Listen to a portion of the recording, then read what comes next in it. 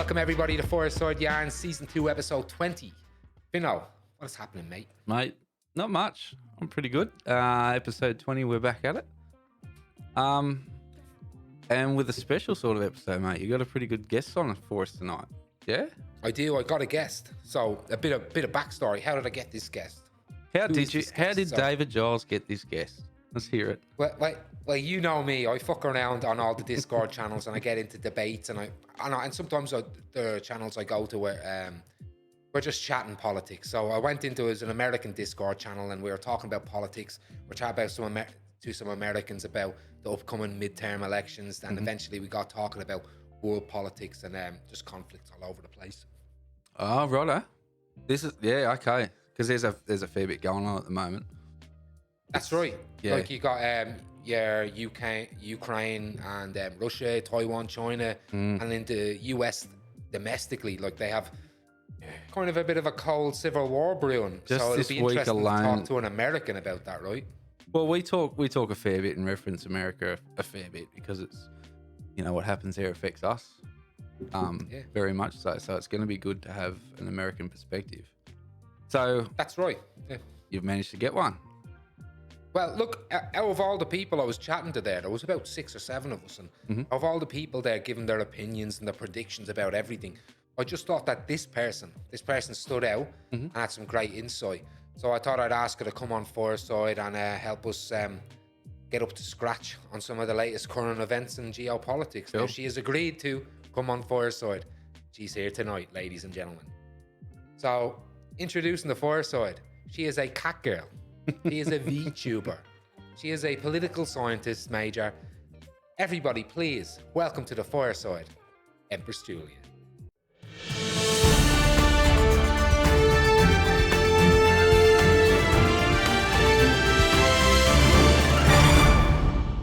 Empress Julia, welcome to Fireside Yarns. How are you? Hello.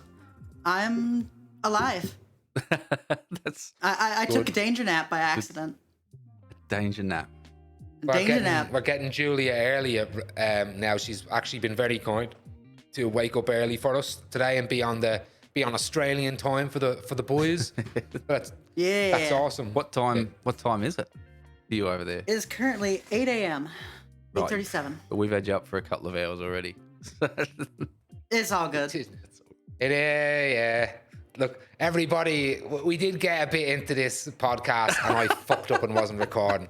I'm gonna just own it now. Yeah, just. But we didn't get far, so it doesn't matter. No, we're good. It was a couple minutes. Anyway. Yeah. So hi. But how everybody? Yeah. Hello, Empress Julia. Why don't you tell the Firesiders, as we like to call them, a little bit about yourself? Well, I'm the world's #1 greatest political machine player. Just yesterday, I lazily played Political Machine 2016 and beat Trump by losing California and winning Texas. So that's how you do it. That's how you do it. Anyway, no, for real, for the reason I'm here, like, I am a Catgirl. Yes, I'm the biggest Catgirl there ever was. But I have a degree in political science. So, like we were saying in the early recording, you bogan you. We how did you get into political science? Yeah, there we go. Yeah. So I kind of got into it by accident. So as a kid, I was super interested in politics, but I wasn't really intending to really do much with that. It was just always sort of an interest. And going to school for criminal justice, I took political science classes on the side for sort of funsies, and I thought maybe I'll take it as a minor or whatever. When it came time to switch over to get a bachelor's, because of the way I had it set up is I had tuition incentive programs, so it required me to get an associate's. It was just sort of like the weird playing with numbers thing. So I took everything but like the last class required to graduate with an associate's in criminal justice. Talked to the financial or the academic advisor, and they said I was like 12 credits away from a bachelor's in political science. So I instantly switched over to that fully. So I completely did the proper career, the path for studying there. And my like 300 to 400 level classes were pretty much all geopolitics stuff. So all for fun. Yeah, so that's kind of why I'm like, that's why I'm here. That was like my main interest there. Well, I was just in your introduction before we pulled you in here. I was just talking about like I met you on this American Discord server. I just popped in there because I like to talk to Americans about like the upcoming midterm elections and stuff like that. And we got to talking about like world politics and conflicts around the world. And of everyone that was there, like there was like 6 or 7 of us. And I was real, I thought your insights and all, they clicked. There was a lot of fun chatting with you. Yeah. And I told everyone, I asked you to come on, and you were very cool to come on. Now, I know you got a lot of interesting theories about what's currently happening, and then about, I guess, what could happen down the road. Yeah. What we hope will happen or what hope not will happen. But where do we start? Is there a start point? Yeah, so I kind of just wanted to say, like, the problem with what we have going on now is you have hotspots kind of veering all over the world. And it's been really starting since the beginning of the pandemic is when things have started to get really bad. Normally, we could deal with like 1 or 2 crises at once, but we're having everything sort of happen all at once. You have an incoming recession, the global recession. I don't care what Biden says about his strong jobs numbers. That's people taking second jobs. We're in a recession. We have Ukraine, Russia. That's the big one. You have Taiwan, China. It's another one. I'm sorry. You have Taiwan and West Taiwan. That's rough. I think we know. Yeah. And we have Israel, Palestine. You have Israel, Iran. Even North Korea is an issue to some extent. And Cuba, that's a big one going on right now. You have things happening all over the world, and it's all sort of culminating into one shit show. And that's kind of where we're at. And like I said, we could usually deal with 1 or 2 crises at once, but when you start impounding a bunch all at once, things get a little spicy. And I'm a little concerned about the direction things go.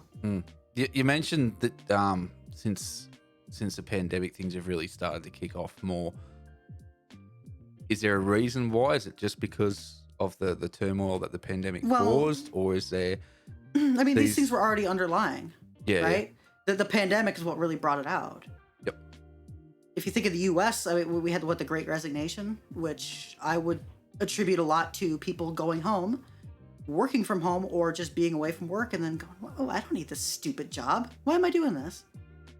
And you have things like that. You have supply chain issues that start crippling a lot of things. Our just-in-time delivery system here it's not effective when it comes to global situations. So a lot of these issues were already underlying. It's just the pandemic sort of accelerated it. Yep.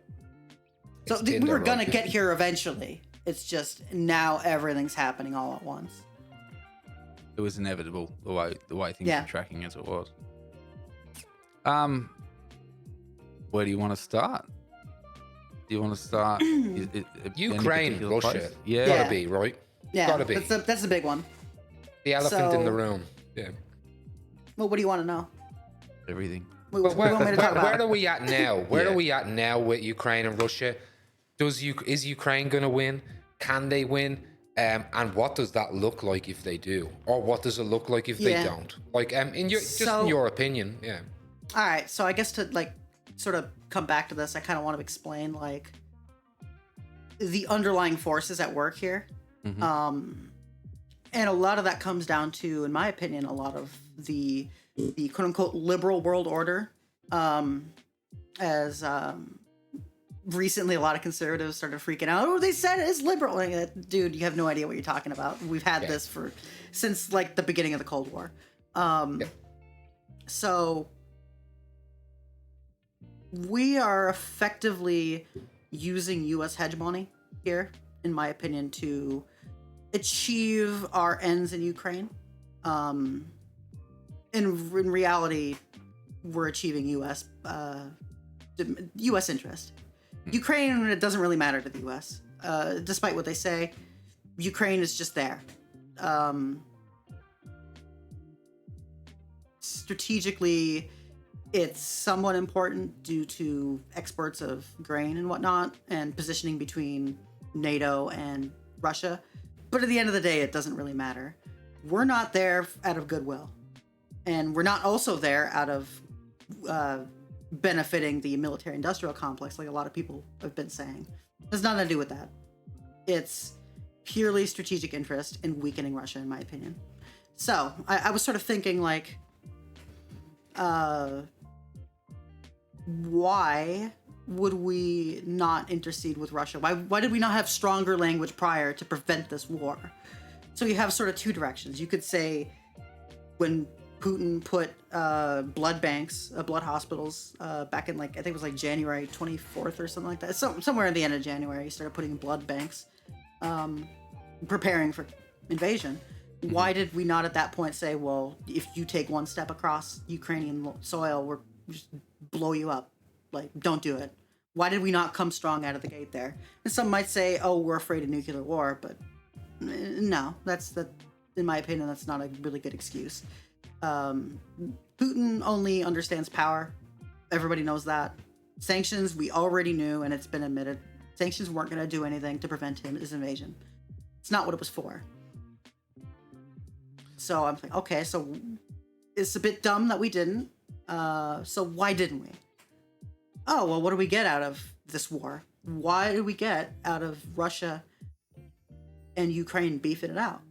It's a weakened Russia. It's just another proxy war. And honestly, I could see the logic in it. Personally, prescriptively, I would have wanted to stamp our foot down before Russia even did it. But this has been going back since 2014. And as far as you go back, you could talk about the Russian invasion of Georgia. We've just sort of allowed, it was 08. Yeah, we just sort of allowed this.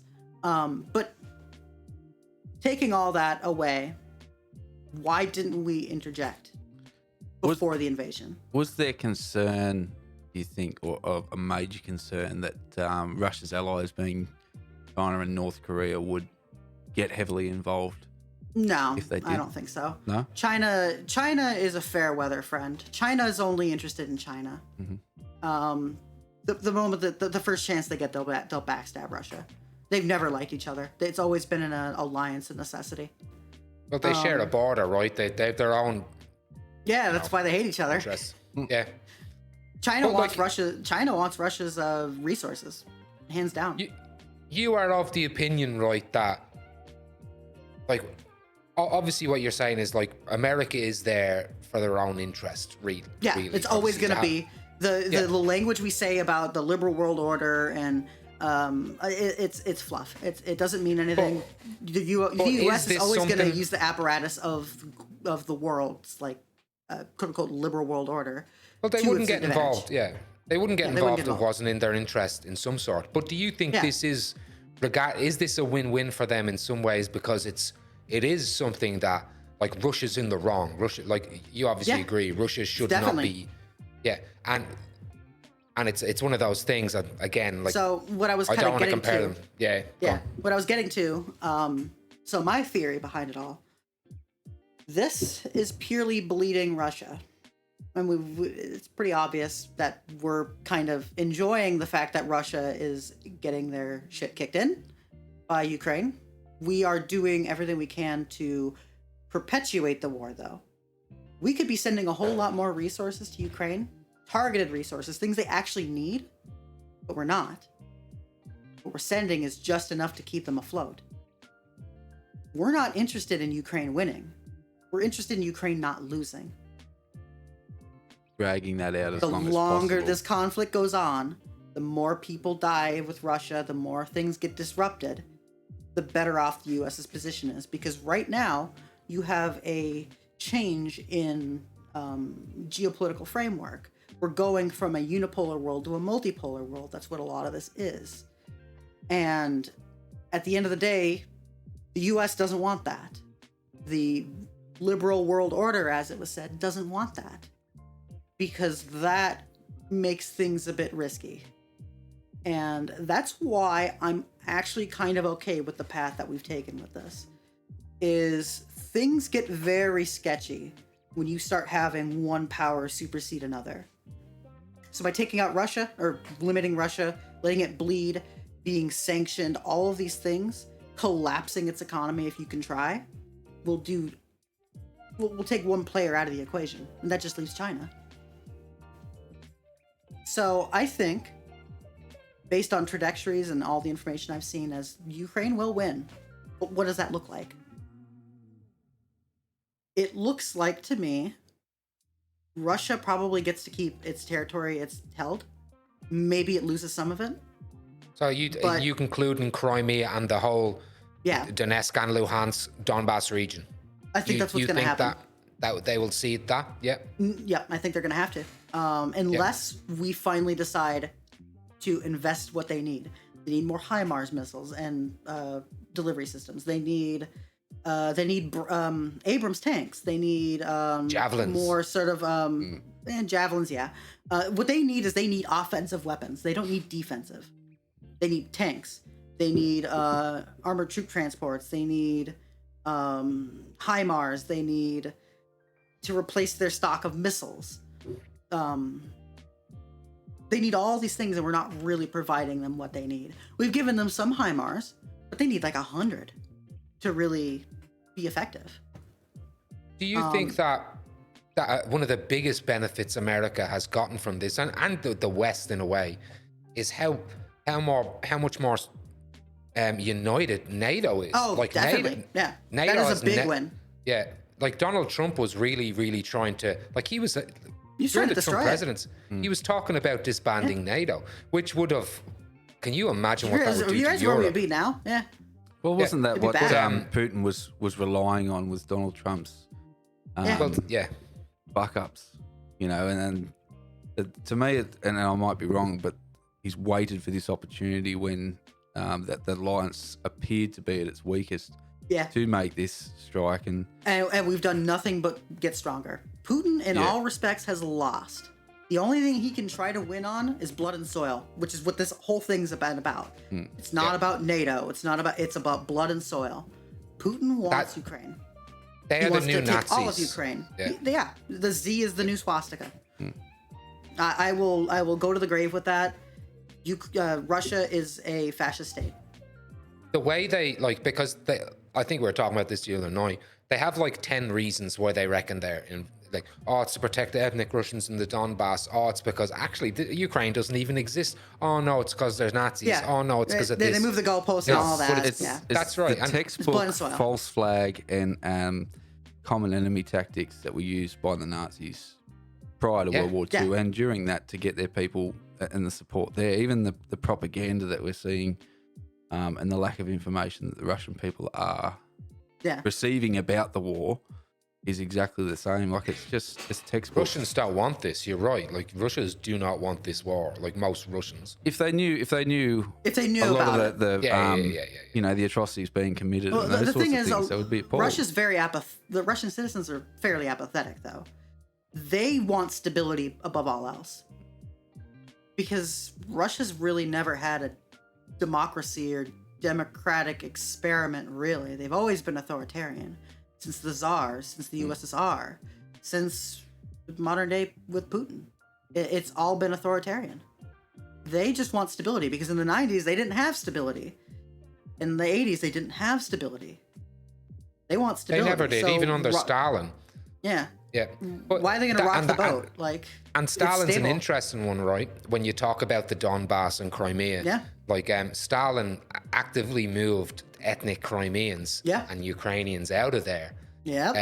And displaced them. And then this was the same in Northern Ireland as well. Spare me the BS Russia about there being ethnic this is Russians. Russian territory. It's everything's Russian territory if you kill everyone who isn't Russian, you know? Yeah, pretty much.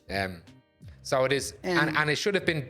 And even then, the strongest fighters have been Russians against Russia. Against Russia.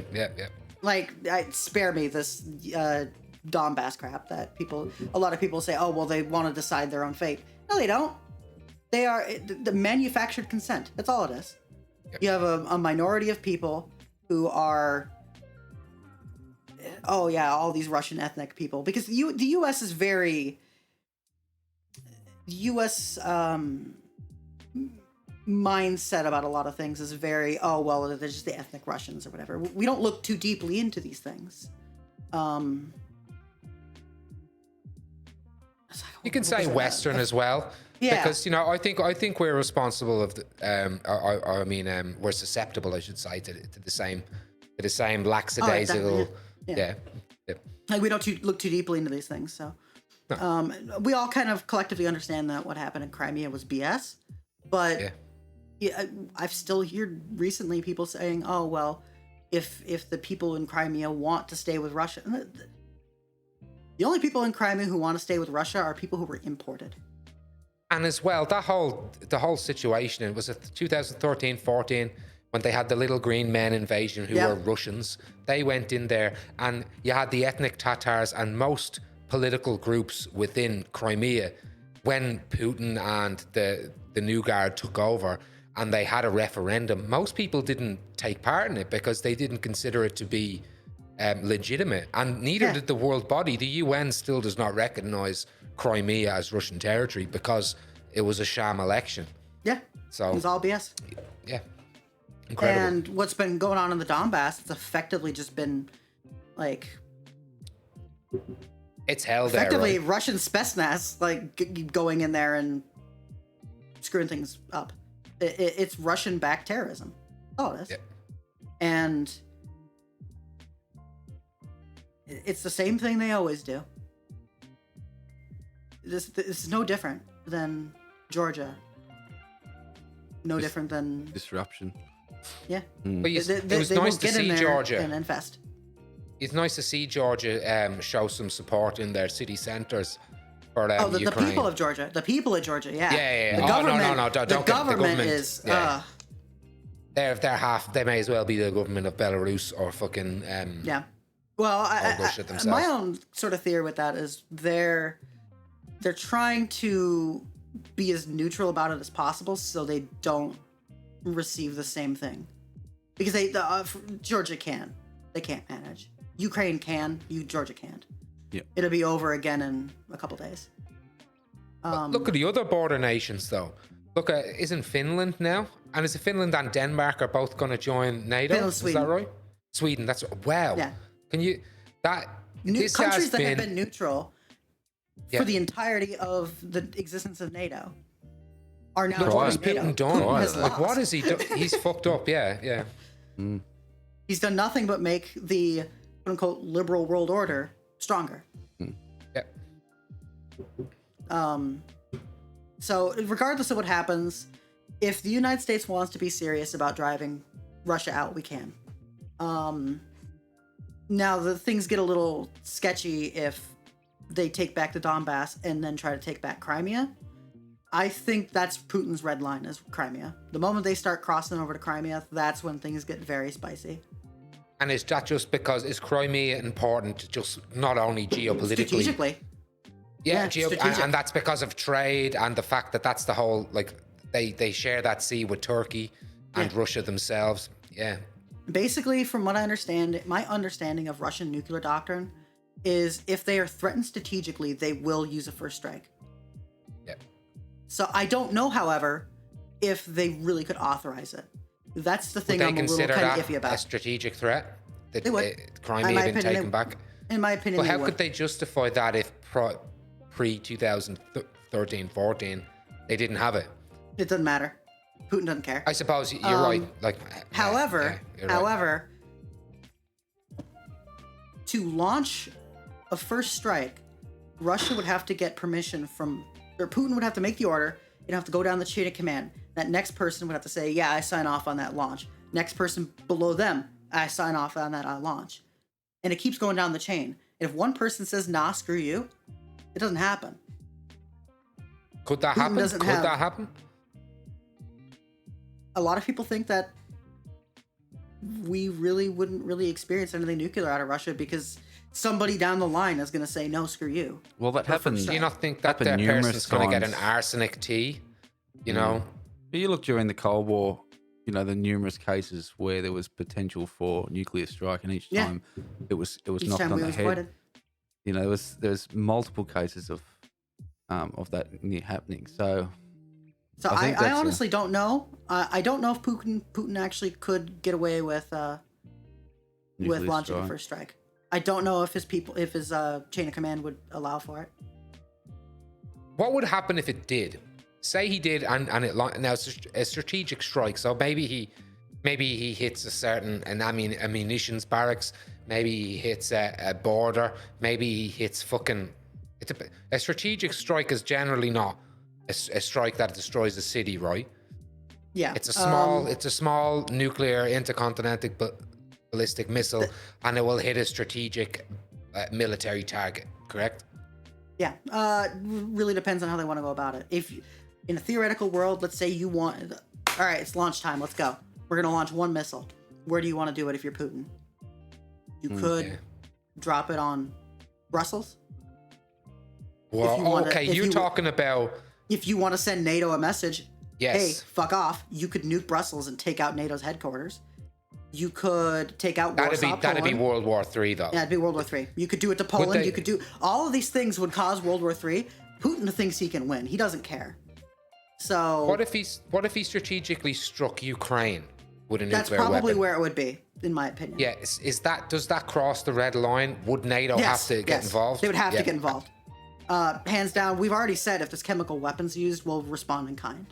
We've already said that. That'll be the first. That's our red line. Nuclear so strike, anything weapons of mass destruction, they have to get involved because you can't allow that sort of social taboo to be violated. The nuclear taboo. Yeah. Because at that point, all bets are off. Well, it's been avoided for so long that that breaks the record that we've had, I suppose, of no nuclear weapons being used, in anger. It's only happened in Hiroshima and Nagasaki. That's what I mean. Everything else, I think, has just been a military drill test of some sort, right? Yeah. There's threats. There's testing and all those sorts of things. I mean, North Korea are fucking up their missile strikes all the time. But nothing that's been used in the heat of the moment or in anger. But speaking of North Korea, then this week announcing or talking about deploying troops to Russia to assist in Ukraine. What's your thoughts on that? I don't think that's true. I don't think that's true. And there's not enough information, in my opinion, to really say for sure if that's happening or not. Mm-hmm. To me, I think that's just kind of a rumor floated through Russian media or whatever. Yeah. They did have then. Sorry, go on. Like North Korean soldiers are not equipped for this. They're paperweights. They're all infested with maggots, and like I was mentioning earlier before we started talking. The one North Korean defector that got shot 5 times trying to cross the border, and they found like a tapeworm in him, and I think it was described by the doctors like he'd seen nothing like this outside of a textbook. Oh. Like, and that's just their common soldier. It would be interesting to see. Their soldiers are up to, I think, 1 to 2 inches shorter than their ethnic brothers and sisters of South Korea, because of generations of malnourishment and torture. But they do have a connection with Russia, though. I will say, like, they have train systems. There's always been talk of North Koreans being sent to Russia as free labor, and as you know what I mean, like to be used in the parts of Russia where Russians won't work, if you can believe that. If it does happen, it'll probably just be what kind of happened with the Chechens. You'll have some, but they're not skilled. You're not getting Navy SEAL, Marine motherfuckers. No. You're not getting a Wagner group. Like, you're getting numbers. Yeah. But that's the scary thing about Russia. I think Russia has always seen strength in numbers. I mean, what was that the Germans said that one of our tanks is worth 3 of Russia's tanks during the war? Yeah. And then they said, well, how did you lose? And they sent 4 tanks. This was like they have no regard for their own people. Yeah, they have no regard for human life. Them into oblivion. They don't care. Is that different with our technological advancements now in military? Like, No, can you do not with that? Russia. You can't just shoot pawns at people anymore, right? Because it's not Oh no, man you just versus. you bomb them.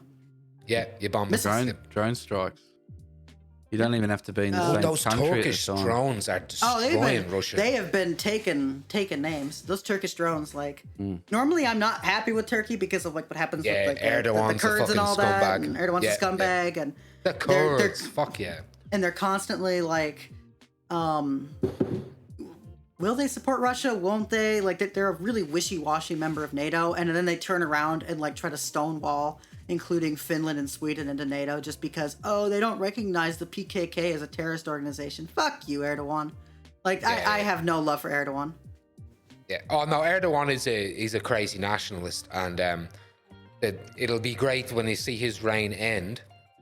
Particularly with the way he's gone about trying to join Europe as well. Like, it's obvious, and particular, like the EU will not let in anyone, and NATO shouldn't really let in anyone that has those kind of internal problems where they are, well, whether you like it or not, Turkey treats the Kurdish population, which is the largest population on earth that does not have a state, like crap. Like a lot of countries treat the Kurds like crap, let's be honest. Yeah. But they're, as what far is as it, a like country that weak. What are they, like 1/5 of Turkey's population? That's right, yeah. And different populations. If you look at in Iraq as well. Yeah, the and, Iraqi Kurds. Kuwait, Yep. Oh man, my heart goes out to them. Really, what Saddam did to them was they just can't catch a break. No. But, and then Trump yeah. just saying, I'm just gonna pull out. Okay, Trump, thank you. That's right. Yeah, he. It was like, it was kind of funny how that was like the one Syria. bipartisan time where everybody looked at Trump and went, "What the hell?" Yeah. Even the Republicans Like, weren't I happy. remember Like, Republicans were like, because the Republicans have always had a bit of a connection with the Kurds because the Kurds have always protected. Because Republicans, when they have a president in office, they will support the military with everything. And when they see the likes of the Kurdish Peshmerga supporting, like, because of the Peshmerga, American and Western troops live, and they get intelligence, and they're fantastic fighters for their own land, and we nearly promised them their own fucking land during that whole Islamic State, Arab Spring. And you're right, even Republicans were mad at Trump for giving up the Kurds then. Yeah. But where were we? How did we end up here? Anyway, so yeah, back to Russia. So Yeah, back to the Ruskies. So what you were asking, like, what I think winning is. I think what's winning? if the U.S. wants to do this, they're gonna have to do it fairly soon. By the end of the year, in my opinion, from the trajectories I've seen, the charts and whatever, it looks like Ukraine will last longer than Russia in terms of their ability to maintain conflict. But I don't know if that allows for a push to retake the Donbass. So if we want to take this serious, we have to start sending what they need. They need tanks. They're losing tanks like crazy. They need more. Otherwise, they're never going to be able to have a proper push. But I think Ukraine will last longer than Russia. So if we send our stuff, Ukraine can take back the Donbass. Maybe they can take back Crimea. I don't know. I don't know how things will go there. Ideally, honestly, if I were Zelensky, I'd almost want to let them keep like the Donbass. No, not the full Donbass, but Luhansk and Donetsk, and take back Crimea. Just like, all right, you can have that like minor part of our country that's all bombed the hell out now. You can have that now, yeah. You can deal with that problem. We can deal with Crimea. Crimea is always going to be good though. Crimea, everyone, that is the jewel of that water and catchment. Like that is trade routes that for centuries have that area of the world has been used. But say they lose the Donbass and Crimea and still win. How does that happen? Like, do them and Russia have to come? Do they have to have a pact? Do they have to come to some sort of truce? Like, how does that happen? Honestly, it might turn into one of those forever wars like North Korea and South Korea. Yeah. If so it's just a stalemate. Yeah, and I think that's kind of what the U.S. is betting on, because they want anything and everything to weaken Russia. Ukraine will bounce back, regardless of what happens, assuming they don't get fully annexed. Ukraine will bounce back. Russia won't. Russia's been sanctioned to high hell. They're not coming back for a very long time. Do you think those sanctions they're gonna dent Russia for a while? Oh, definitely. They can't get the resupply of higher level technologies. They have to do these weird backdoor importations to try to replenish their stock of high technical equipment. They're hemorrhaging missiles, and yeah, it takes a lot of money to replace those fucking $100,000 missiles. Yeah. And the amount of, they're losing tanks and soldiers and stuff constantly too at an alarming rate for them. And they can't replenish. Fantastic for because of these Ukraine. Sanctions. The only thing keeping Russia afloat right now is oil. The only thing, in my opinion. From my understanding, they've been selling oil to India and China at a reduced rate, so they are keeping their production going. Honestly, in my opinion, the moment that Europe can fully be devoid from Russian oil, and we can sort of go about doing this, we could start saying, hey, India, hey, China, we're going to sanction you if you don't stop supporting Russia. Yep. And at that point, it goes, okay, price of oil has lowered to the point where it's not as feasible anymore for China and India to rely on Russian fuel. It's the cost of the offense-defense theory, right? Of if peace is more expensive, war will happen. If war is more expensive, peace will happen. The very simplistic but fairly applicable in my opinion. And I think China and India would kind of go, okay, yeah, screw you, you're Russia. We're distancing ourselves now. What do you think about China helping Russia in terms of developing new banking systems and transfer systems that they would have Russia would have heavily depended on Europe and America for that type of thing, and banking systems in particularly. They have kind of they've allowed, and they're creating now brand new systems. Are they? Is that a worry, or is that just? Do you think China has developed that just to hemorrhage themselves Russian assets and money? Are they screwing Russia by doing that, or helping them? So, it is a bit of a worry, in my opinion. Is the BRICS, if we can't break that up, and if they form their own sort of currency and remove the U.S. global petrodollar. Well, the petrodollar is a big issue, yeah. But I was just saying the reserve currency being the U.S. dollar. Yep. If the reserve currency isn't the U.S. dollar anymore, things get really sketchy really quickly. The U.S. economy would crash. No ifs, ands, buts about it. There's nothing we can do about that. Do you believe that's one of the reasons they took out Gaddafi? Is that he wanted to move Africa to the African gold dinar and remove the American petrodollar? I think that's the only reason. Yeah. And we NATO'd because him. we were perfectly fine with Gaddafi just kind of being there until he started saying, hey, we're going to do the petrodollar. We're going to do all this with the gold or whatever. Yeah, okay. Yeah. Send in the troops. He got too comfortable because Gaddafi was happy being anti-American and Arabic. And then America, 9/11 happened, and he's like, oh, I'm going to hang out with America. I'm going to give them my weapons of mass destruction, and I'm going to move towards Africa.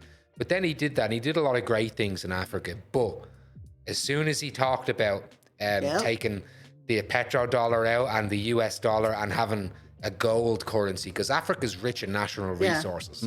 They have so much gold and diamonds and all that. So he, in a way, it would have been good for Libya and Africa. But America was like, no. No, you play by my rules. Not by your own rules. You play by my rules. And, well, rest in peace Gaddafi.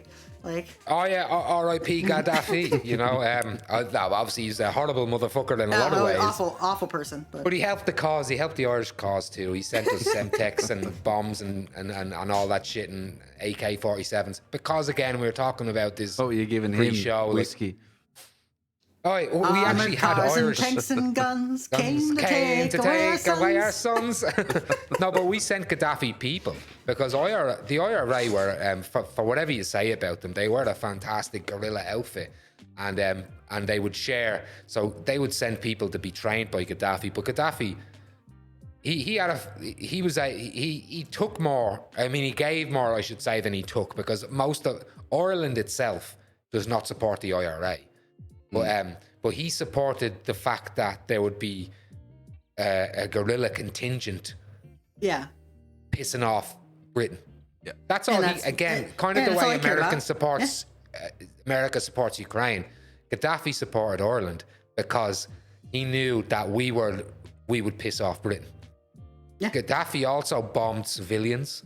He took down a plane. The Lockerbie bombing in Scotland was that atrocity. Was proud Gaddafi, you know, did that, he brought Irish terrorists or Irish freedom fighters or IRA members, whatever you want to call them, to Libya to train, to learn how to make bombs, and because that was, again, it's part of the global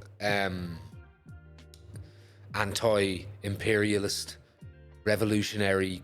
It's in their own interest. It's what they want. It's a bigger country with interests that is happy to cheer on Ireland because it makes England look bad. Not because he gave a shit what the fuck can happen in Ireland. He didn't care really. at all. Yeah. No. And that's one thing I want to touch upon.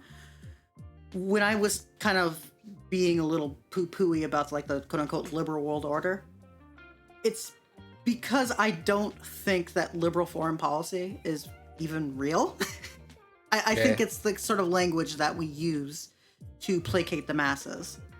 Oh, we're going in here as nation building, and we're gonna do all these good things, and we don't care. The U.S. If it's not in the U.S.'s interest, we won't do it. If it's not in Libya's interest, Libya won't do it. If it's not in Britain's best interest, they won't do it. And at the end of the day, the U.S. is the global hegemon. Yeah, as much as every nation likes to paint themselves as the good guy and going in there and helping. They're all self-interested. It is. It's all very selfish, and you're not going to commit your countrymen to go and, you know, get killed and all that sort of stuff unless it's of their own interest. You know, it's. That's why we need the UN, right? Yeah, that's what I was saying. The world won't be free of this until we have a proper UN, an actual UN, and with teeth. Yeah. What does that mean, though? How do we get that to that stage, or is that further down where we want to be talking about? That's right further now? Down, I'd say. Yeah. I don't really know the mechanisms as to which could get there, but I think we could. And I kind of want to transition over to like Taiwan, China. Yeah. Yes. Well, that's going to huge ask right a question, now, right? like regarding that. When you were referencing the US getting more involved with Ukraine and needing to supply them more resources to win that conflict, what do you think would happen if the tensions erupted between China and Taiwan? Would the US start supplying those resources to Taiwan instead, taking away those resources from Ukraine? What would be your thought there? Full on war? Shit. We'll go Is to war. that more of a red line, Taiwan, than Ukraine? A big red line. Right. Is that because of just microchips and stuff? Yep. Or? No longer a proxy war, it would be boots on the ground. It would be an actual war. We'd have to. Oh, shit. And I think, honestly, China would preemptively strike. Yeah. Because it's the only chance they have of winning. Yep. You mean West Taiwan? West Taiwan. Yeah, West Taiwan, yeah. Oh, that'll rub so many motherfuckers the wrong way. But I'm China going on record now. can't land invade. Yeah. I'm going on record now. There is no. I believe in a no China policy. All right, no China policy. Even Taiwan will be mad at you for that. But well, hey, maybe not now. Taiwan is Taiwan. But Taiwan Taiwan is not considered. China. Well, they also are the Republic of China, right? Yeah, I'm just being a shit eater. Like, But, yeah, I get you. Yeah. But like, it is vital. and a like, lot of this is down to like the fact that like China has a really interesting history with VTubers, to where That's right. Yeah. they were breaking down demographics. Like I can't remember which channels it was, but they were breaking down where their viewers were from, and they used Taiwan as Taiwan, and they like got suspended and everything, and just like all of Hololive China got like pulled out. It was just a mess. China's mad. Yeah. Like China's mad. China has their own YouTube and Facebook and all that kind of crap, isn't it? They're in their own world, really, right? Yeah. Yeah, I mean the Great Firewall, you know. That's right. So like It's a massive this. I propaganda would hope machine. there's some firesiders over in China. Click it No, in you could check your demographics; it would show. Yeah. Actually, click I down had here. an old, Yeah. I had an old channel way back when. Me and my friends were laughing at the fact we had one North Korean viewer. I'm like, where? No How? way. How? He is risking his life Kim watching Jong-un some himself. Catgirls. Just- Yeah. What a legend. What a one legend. He's like, fuck this. I'm risking my life. I'm watching some VTubers. So it was a bit of a meme with the group. It was like, all right, hey Kim, what's up, Kim? Like we even introduced a couple of videos. Like, hey Kimmy, what's up? How you doing? Like. Anyway, we should check out where they all are. We should have a look at that. Yeah, I'm pretty do sure analytics. we're a bit Deep desperate dive with our later. analytics. Pretty sure majority is. We've got like 10 Irish viewers, one random Italian. Hey. Anyway, He might that's be that neither here random nor there. Italian. Yeah. That's neither here Yeah, nor but there. yeah. So China, Taiwan. What's happening right now? What do we need to worry about? What do we need to fucking worry about? I'll just reiterate that because that's what I'm. Because the I'm just important thing worried. for the Australian viewers as well is that if America has boots on the ground, that means us too. We're involved. Yeah, we're we'll be there's right there no with you. American war. You're right, Vinno. There's 0 American wars that we're not involved in. Every single one of them, from World War One, Two, the Korean War, Vietnam, Gulf War. But was you after name it, we're there. Afghanistan, World War Iraq, II we're there. was basically the end that we aligned ourselves solely with England and the United Kingdom in that regard, and that was when we started following America in every war since we've been involved in. Oh, say, can Korea, you see? Vietnam. Oh no, you know what? I love that. What's that part you just love? Oh, when he goes, for the land of the free. Oh I'm my like, God. yes! It's such a good national anthem. But sorry. And it's just it's just a freaking British drinking song, is all it is. It's like for the land. Yeah. Pub song. I mean, historically, yeah, it's a pub song. Like, But That's yeah, what, it's- but that's what you would do, yeah. yeah. Welcome to America. Of course, for our national anthem is originally going to be a friggin' drinking song. Yeah, it's like, but put a little bit of pause in there so everyone can go, yeah. Yeah, of course. Anyway, where were we? So, yeah. China, Taiwan. Yeah. Personally, I don't actually think we have much to worry about. Okay, good. Fuck yeah. That's awesome. So, China's gonna China. They are little cry bullies. That's all they are. They're little babies. They can't do anything. Their technology Winnie is the Pooh. just crap. Yeah, they're Winnie the Pooh. Yeah. So and maybe that's a lot of like just sort of U.S. sort of maybe propaganda infecting my brain. But when I look at some of the they recently came out with a new aircraft carrier, and it wasn't that much better than their old Soviet stock that they were given, and they don't have the landing craft to make an invasion. They would die. There's just no way they could invade currently. They could use their military to isolate Taiwan. They could do that. They could surround Taiwan and well, aren't they currently trying to do that as it is? They're by carrying out the drills and stuff. That's So- but I think a lot of people get mixed up here with why China wants Taiwan. Sure, historically they've always been a bit pissed off at the fact that they haven't had it back. Yep. But in reality, the reason they can't let this go is not only saving face in China, because that's a big deal in Chinese culture, but the biggest one is they need to break through the sort of U.S. hegemony line of islands and whatnot that allows them to be shut off to the world should things happen. They want Taiwan so they can get the shipment out to project power globally. Because we could isolate them as it is.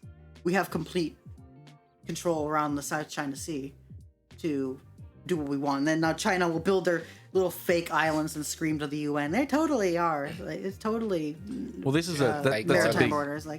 big reason for them wanting to try and establish a base around the Solomon Islands and stuff recently. Yeah. Which was. They just want to project power. Yeah. So a lot of this, the reason they can't let this go, is because we're there. Plus, Taiwan has all of these resources, the chip manufacturing that we want. It is a conflict between a rising superpower and a falling superpower. Chips. And that's what I was saying. This is why I'm afraid of a multipolar world. Do you know what Vinno just said there? Just to stop you for a second. Vinno said, was that microchips or potato chips? You mean crisps? Crispity, crunchy, munchies. Crisp. Oh, but here in Australia, they don't call them crisps either. They call them chips. Yeah, of course they do. Because, America. They're chip cleans. America. That's right, yeah, you're Americans. Americans and Australians getting chips wrong since fucking 1776. Anyway. Oh, sorry, go on. I wanted to highlight that because it was beautiful comment. That is a good meme. So, spicy meme. So the chips, the microchips. This is kind of what I was saying about a superpower rising and a superpower falling. This is why I'm afraid of a multipolar world. And a lot of people on the left are kind of okay with that. They're like, oh, well, the U.S. shouldn't be the world's police. And I get that. I do. But what's the alternative? China and Russia? Did you think the world order would be better served by a totalitarian regime that... I mean, you could argue the U.S. is a totalitarian regime, but at least we do some good in the world by virtue of liberal good. Yeah, we keep face. But would the world really be better served by China and Russia? But China's genociding the Uyghurs at the moment. The Uyghur Muslims in China right now are like they're being genocided. I would not want to be it is an actual genocide, and there's camps there. They have camps, re-education camps. It's actually quite fascinating that was big. I think the COVID pandemic kind of made us look away a bit from the Uyghur Muslims because we've so much shit to deal with, and then Ukraine, we've kind of forgotten about them. But that's desperate right there. Well, desperate. The highlight was taken away once again with China, with the focus of being the cause or the origin of the virus. So I think it was, swept under the rug quite easily, because here's another thing that China's done, and the focus was solely put on that. Yeah. Once again, Trump having a big play in that with causing a lot of issues, and I think taking a lot of the highlight away from the other issues. It's Empress Julia's mate, Trump over there, or one of her fellow Americans. I don't claim him. I'm joking. I don't claim I'm joking. Yeah. He claims he's Scottish anyway. Yeah, motherfucker was pro healthcare when he was in Scotland. Yeah. Make Donald Trump again. That's all I say. Make Donald Trump again. Yeah, that's right. Aren't they like Germans? The Trump. That's their real name, isn't it? I think so. Yeah. Originally, their family name was Drumpf. So make Donald Trump again. Yeah. Yeah. Anyway. But yeah, sorry. So yeah, China, Taiwan. The reason I don't think it's an issue. So you actually think? The reason I don't think it's an issue, right? Not only does China not have the ability to actually perpetuate a land invasion, they just can't. They don't have the land and craft to do so, and I can't foresee them trying to do some sort of Normandy style and aerial invasion, and they get slaughtered. They get machine gunned to hell. Yeah. To hell. But can't they just bomb it? Why can't they just bomb it? Well, why would they do that? They want the chip manufacturer. Yeah. And you can't blow up the potatoes, David. Yeah, that's right. Well, it is important, though. Then Ireland goes to war. Ireland goes to war. Taiwan produces 92%, if I remember correctly, of the most advanced microchips in semiconductors. And we're already in a supply issue when it comes to computer chips. You remember friggin' Bitcoin miners and Ethereum miners driving up the price of your AMDs or your friggin' Nvidia 3080s? It's the cheapest. Times that by like 100. Fuck. Yeah. Like, you take out and all our pencil Taiwan. cases that say made in Taiwan, because Yeah, of we're course. not thinking about it all. Like I do think we overlook countries like Taiwan though, and their strategic and geopolitical importance to every country, right? I mean, fucking computer chips. Oh, like our whole world is based on that, Yeah. really. Well, you And look at that's the why we car will go to war. manufacturing industry at the moment, like the time Cars it's are taking fucked, to yeah. even get cars. So we're feeling it, Yeah. you know, on every level. That's computer chips too, right? It's If the if Taiwan PCMs goes and those sorts down- of things. Yeah. If Taiwan goes down, we go like regressed 15 years, in my opinion.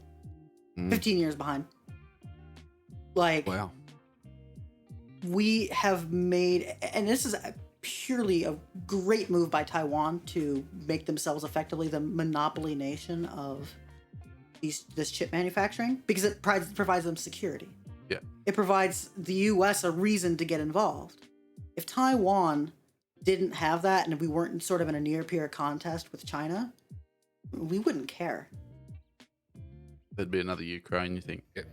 Yeah. Well, they wouldn't even be depending on what the only reason why Ukraine's important is because it is a buffer state from a NATO But that's what I fucking mean, they Article would- 5. Oh, that's what yeah. affect- that's effectively how it would be as well, manufacturing, though. So Taiwan would just be that barrier from China being Yeah. able to break out. Yeah. Not a So buffer that's the state. only reason we would care. We would feign caring, but we would really care with Taiwan as it is. But you don't think we need to worry? You think that, or not we need to worry, but you think that trajectory wise, we might end up on the right side of this. Yeah, I do. Okay, that's good. So I don't know how much you've been paying attention to China's economy, but things are screwed up. Things aren't going well. Now, you could argue because they're a totalitarian regime, they can pull some levers that a sort of liberal democracy couldn't. Do you mean in terms of they can enact austerity to the levels that you could not do in the West? Yeah, Is that what they you could mean? they just, screw the people. They don't care, you know? Yeah. We're turning off Social Security today. Yeah. Yeah, they could do anything to try to prevent a collapse. But if I remember correctly, and again, I don't have any of these numbers or figures. Like I was kind of saying before the recording, I didn't look up these numbers. I'm just kind of remembering from all the research I've done. We're If I remember loosey-goosey correctly- here. Yeah, loosey-goosey. We're You know, good. I can give you a general range. So, like, if I remember correctly, 30% roughly of China's GDP is tied up in their housing construction and all this stuff. So those ghost cities they produce. I heard about that. like- There's no one even in these houses. Yeah, Like they're just building. that's incredible. So one of the big problems that's happening in China right now is these contractors produce these homes and people are paying mortgages on these houses before they're even made.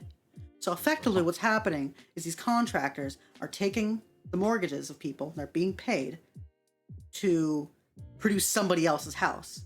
It's effectively a Ponzi scheme.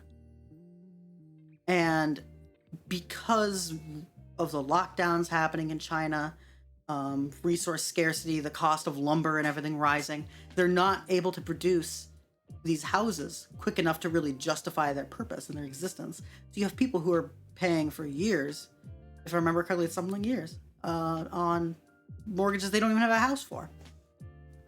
And people are like, the current conditions economically in China, they're fed up. There's bank runs. People are throwing their hands up. We ain't paying that mortgage. Screw you. We're not doing that. And that's like 30% of their economy. Now, I could be wrong, but if I remember correctly, it's 30. So That's a fucking chunk. That's yeah, if you lose that, or if that is the bottom And out. it snowballs. I mean, It snowballs. if you lose 10% of your economy, that you're fucked. You're downfall. You know. So 30. Holy shit. that happens, think and that- then there's a snowball. Other things go down. You have bank runs. China collapses economically. Do you think Is this that? having to do with their population? No, sorry, Vinno. Jump in there. Do you think that that issue that they're having with the economy will put them in the position where they will become desperate and That's my only worry. make that push for Taiwan. That's my only worry. Where So desperation will take precedence over logic there. that is effectively my only concern, really, with it is if Well, they're rational decide actors, right? yeah. So, Yeah, I would say so. you would still say that China, above, like they would rather survive to fight another day than gamble it all on a Taiwan invasion, because that would be gambling it all. They would get destroyed. Well, it depends on the did that. metrics, because China really doesn't care about its people. It cares about itself. If China feels that no matter what, if they don't do it, they're going to collapse and they're going to lose power. If the CCP will be dethroned, you know, Winnie the Pooh over there getting his head fuck, he beat hates in that. by a baseball bat, like, yeah, they'll do it. People go But- crazy when they're desperate. It's Yeah. You don't want to back an enemy into a corner. Where does You don't wanna Japan back it- fit in all this? How does Japan with so the they're Taiwan? just off the coast there. Aye. No, but, Hey, you know, but hey, I'm I sure will they say, have an I'm interest gonna here. make- I'm Because gonna are make they Taiwan or China? Where are they falling? Or are they They're- just fucking putting their hands up and saying, I'm not getting fucking involved in this shit? They're on our side. They're U.S. They're U.S. puppet. That's all they are. They, Yeah, however, however, they we'll don't. take a puppet. They can't really. I mean, you are too. I was about to ask you, listen, You're a puppet. you know the way you're talking about Japan as a US puppet? Are we puppets too? Yeah. Are you the master of puppets, pulling the strings, twisting our minds and smashing our dreams, blinded by you? We can't see a thing. I am your empress. That's true. Yeah. We tried to demote her to professor, but here we I said are. no. They said no. It was like no. Oh, so That's yeah, look at here, the hypocrisy of attacking the authoritarianism of Mother Russia and Father China. What do we call them? And Yeah, then to I be mean- yourself then an authoritarian empress. Yeah, of course. That does kind of bring up a lot of the sort of arguments from the left where they have been supporting Russia because America bad. Didn't you know America's Oh, bad? the tankies, Didn't you the know? tankies. Didn't you know? America's really bad. Didn't you know? Like, yeah, Yeah. screw you. Like, I don't care about that moral relativism. It's bad, but it's not bad comparatively. That's how I look at everything. And as Joe Biden's great grandfather, Finnegan J. Biden, once said to him, he set Joe on his knee, and he said, "Little tiny Joe, little Joe here," and he gave him a little. He sniffed. Yeah, Yeah, he sniffed did. He knelt into little Joe and he sniffed his hair, as all good Bidens do, and he said, "Little Joe, you ain't better than nobody, and nobody's better than you. Do you hear that?" And then, but he also said to him, "What were you talking about before?" Because there was something he said. Damn it! I ruined Finnegan J. Biden's quote, but it was. He taught him, yeah. Do not compare yourself to the Almighty. Compare yourself to the alternative, Joe. And that's what Joe has done. That's how he beat. He slayed the Trump dragon. You know what I mean? That's how he got where he was and became the Scranton assassin and the Delaware duking it out motherfucker. I'm not gonna. I don't have any love for Biden. Yeah, no, yeah, but you Dark Brandon. Yeah, Dark Brandon's cool. Dark Brandon's cool, but Dark Brandon's fucking making waves right now. He is fucking he is corn popping cherries right now. He is killing it. But what I will say, look, is this a good opportunity to take a break? So we can urinate? I don't know how you say it in America. I think you say whiz. Do you say whiz? Depends on where you are. I gotta take a whiz. America's very vast with its terms.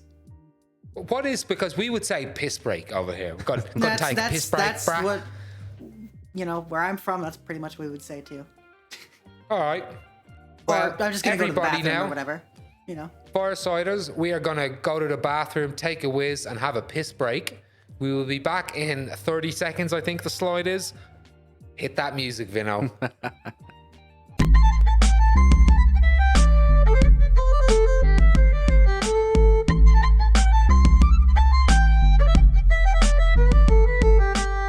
Hey everybody, welcome back from that piss break. I hope your fucking bladders are empty, because right now we're thinking of pivoting away from the China-Taiwan conflict.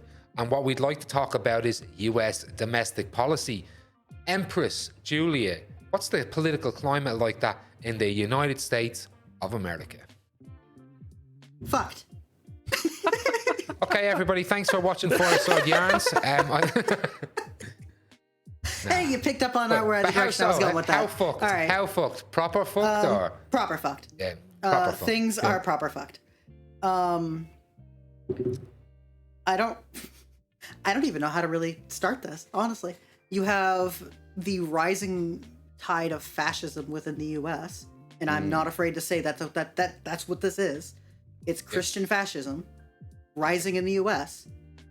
You have from the top level too. There's senators and congresswomen that are fucking. Yeah. You have your best friend Joe Biden over there doing jack and shit to deal with it. Even the FBI has taken the FBI has for this one. The FBI has taken a stronger role in preventing fascism than Joe Biden. That's not his look, Jack. All right, that's not his. Joe Biden is not the Democratic president of the United States. He's not the Republican president of the United States. He's the president of the United States. So he's going to let the Justice Department do its thing. He's going to let the FBI do its thing. He's going to stand back and he's going to do what Joe does, which was lead by example and the American way. And you know the thing. Yeah, the shining city on the hill, the golden, whatever. Yeah, but that's a Biden quote. You know the thing, by the way. When you slash a liberal, a fascist bleeds. We are, you want us. You want the libs in charge before you want the fascists, though. We're not fascist, at least. Biden's not a fascist. No, he's not, but he will allow fascism to rise. Okay. But so what's happening then? What's happening? So you have, domestically, you have the Supreme Court having been packed throughout Trump's presidency. Yep. 3 picks. Wow. Yeah, 3 picks. Now, in 4 years. And one during term. the election year, which is the funniest thing because the Democrats did absolutely nothing to try to fight this. They just kind of let it happen. When under Obama, it was the same situation. Obama wanted to appoint a Supreme Court nomination, and the Republicans just said no. And they drug their But they feet, can do that. They were in their right to do that, right? They were in their right to do that as having the numbers in the Senate and the Congress. There were things that we could have done. Really. You know? There are things we could have done to try to fight it. But Obama, like Obama always was too soft, and he allowed them to have the general election before he chose that Supreme Court, effectively giving them a choice if Hillary Clinton hadn't won. And I do agree with that. I do think that he could have been more forceful there. However, that pick was on the ballot. So you have to blame the American people. Like Donald Trump on the stage on CNN in front of Hillary Clinton, in front of the whole of the American people, said, "I will only put pro-life justices in the Supreme Court. Yeah. I'm going to pack them." And she said, "I'm going to protect Roe v. Wade." And America voted for Donald Trump. So he got that. Like, it was on the ballot, and maybe it wasn't. The Democrats could have done a lot more to be like, your abortion rights, Roe v. Wade's on the ballot. But I don't think a lot of Americans thought that it would. Like, I honestly, I thought it could, because I always thought Roe v. Wade was a bit of a weak constitutional precedent to have for something like abortion rights. You don't want something like this codified purely and only through courts. Yeah, exactly right. But you never want it only in the courts. And then when Obama got nominated, when everyone's like, "Hey, you gonna do Roe v. Wade codifying?" Nah. Yeah. But Obama ran. But he didn't have a majority. He did. Obama had everything. No, he had a majority Democrat. But Democrats, but you're talking about 2008 Democrats. Yeah, 2008 Democrats are not pro-life Democrats. It does. You had one. You're gonna get you had those purple seat Democrats that would have given him the filibuster-proof Senate and Congress. They are right-wing Democrats, though. In order for him to have, they weren't normal Democrats. They were fucking Dixiecrats. So the likes of Manchin even is fucking Nelson Mandela compared to I hate to do that Yeah. compared to those to have a super majority as a Democrat. You're gonna have to. It's not a monolith party. You're gonna have your AOCs, your Joe Mansons, your Kirsten Sinemas, your fucking Pramila Jayapals. If you put if you put the ropes on them, or if you put the tension on them, you're squeezing them. They'll follow in. They'll follow along. And I'll give you this, Julia. Obama in 2008, he had the political power to put the ropes on him. He was fucking. And he didn't. I'll give you that. He didn't. But it was on the ballot in 2016. It was on the ballot, and they chose Trump. Yeah, I mean, the DNC chose Clinton. But that's what. Well, I'll give you this. In Clinton 2016, was never going to win. Clinton was never going to win. The way she campaigned, she was never going to win. She shouldn't. The reason she beat Bernie as well, which was very dishonest, was obviously the super delegates, which people don't give Bernie enough credit for changing the way the Democrats choose their president. And also, she was been fed via Donna Brazil and CNN all the debate questions so she could prepare. But so yeah, they fucked over Bernie. I'm a Bernie guy. I remember when the bird landed on Bernie's podium. I was like, oh my God, he's going to win. The bird landed on his podium. I was a Bernie boy from way back. I love Bernie. We lost. Clinton was there, and you had the worst. They pissed it away. That could have been the catalyst for a lot of stuff. But they had Clinton, and Clinton had, for all the crap people give Hillary Clinton, and she deserves it, terrible politician, but she had the most progressive platform of any president ever. Ever. Even Joe Biden rolled it a little bit back from fucking what Hillary Clinton wanted to do. The only thing that kind of put him over progressive lines was his COVID relief bill, and the fact that he is a lot better with unions than Hillary Clinton was. Yeah. But, so I mean, that's what lost Hillary was the Midwest.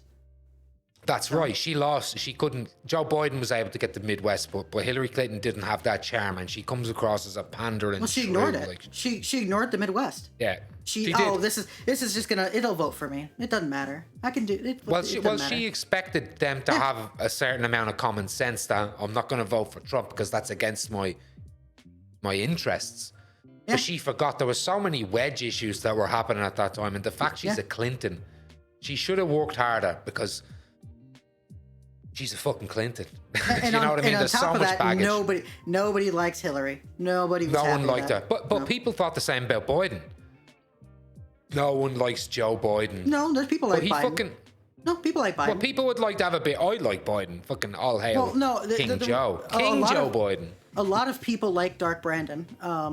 Liked Dark Brandon over there. He has a very homely kind of feel. He does. Even though he's mired in scandal and gaffe, he always had that sort of, he's just Uncle Joe. You know, he's chill. But that's right. Clinton doesn't have that. Clinton has the Bill had that. Bill had that. Yeah, Bill had it. Hillary doesn't, because if you look at Hillary, it's like, I don't want to even be near you. You're kind of gross. There's something off about you. Well, that's right. But Americans have, and you can actually pinpoint this. You can go back to fucking a long time in America. Whoever Americans would rather have a beer with is who they generally vote for president. So even with Trump versus Hillary, most Americans are like, and the fact that Trump doesn't drink, like Trump's a what do they call teeter-toddler or whatever, like he does not a drinker at all. And I think Hillary probably has some PEMs or whatever. But they said, I am not fucking having a beer with Hillary Clinton. Yeah, no, because she'll be like, I brought some hot sauce to the party, everybody. People be like, whatever. And at least Donald Trump would be like, oh, remember that time I banged this porn star Rod? Yeah. You know what I mean? Like, so I think. What was it? Grab her by the pussy. Grab her by the pussy. Grab her by the pussy. They don't even say it. Yeah. And that must have been hard for Republicans, family Oh orientated my God, I Republicans. was shocked. Well, actually, we haven't said it. But you came from a Republican background, right? And Donald Trump repulsed you, right? Yeah. I was already sort of being pushed further left by that point, but that was the end of it. I'm like, okay, no, no, I'm out of this. This is disgusting. The fact that even when he started to run, I was a fan of Kasich. Mind you, viewers, I was a Republican back then. I'm gonna own that. Kasich's a good Republican candidate. Like out of all the candidates, he was a fucking. I could have seen him being a good president. Yep. I mean, honestly, if you would compare him to Hillary now, I think I'd honestly take Kasich. Honestly, even as a leftist, I think I would take Kasich. I think I would take Kasich for one reason, that I would think that in 4 years Kasich would lose, and I think within 4 years Hillary would lose too. So it's all about how you're going to further your cause, right? Yeah. So, like it or not, while Trump has done immeasurable harm to the country, he's also invigorated the left. Yeah. So. Do you think that's too little too late, as you mentioned before, with the rise of fascism to the level that it has? Yeah, so let's teeter back to that, because we got a little distracted in the weeds of I was sitting back just enjoying the debate. It was the way we got back, the way we got to this position, right? So you have the Republicans just throwing their hands up. We're not gonna.